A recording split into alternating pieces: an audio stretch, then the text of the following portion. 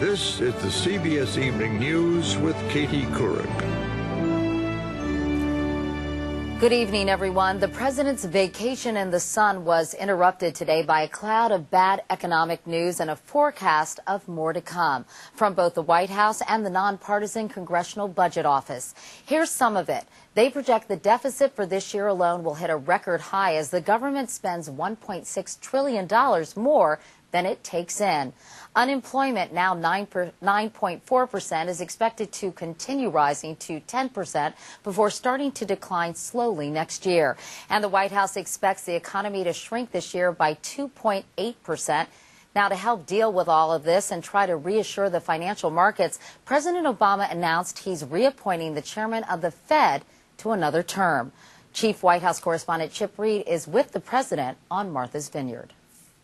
The president says he wants Ben Bernanke to head the Federal Reserve for another 4 years because he, more than anyone else, pulled the economy back from the brink of depression.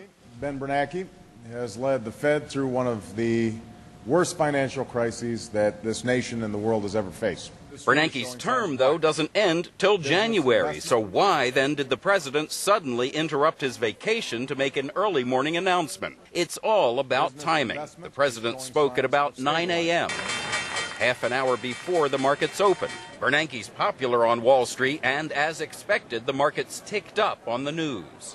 But even more important, the president wanted to get out in front of bad economic news, also due at 9:30. That's when the White House Budget Office announced the deficit over the next 10 years will be a staggering $9 trillion, up from a previous estimate of $7 trillion.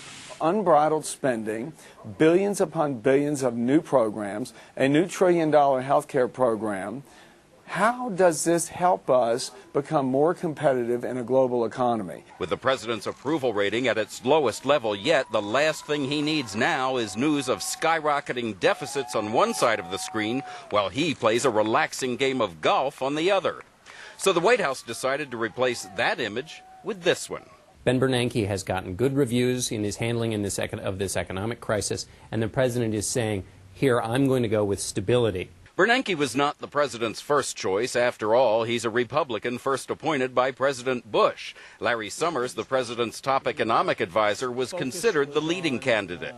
But in these perilous economic times, the president was boxed in. Picking a new, untested Fed chief could rattle the markets, and the White House could hardly afford another distraction if a new candidate turned out to be controversial. Bernanke does have his critics. Some say he was asleep at the switch while greedy bankers plundered the economy. Others accuse him of mortgaging the nation's future by bailing out Wall Street. Bernanke will get some very tough questions at his confirmation hearing, but congressional sources say in the end he is likely to be confirmed because most senators believe at precarious economic times like these, stability counts. Katie? Chip Reed. Chip, thanks very much.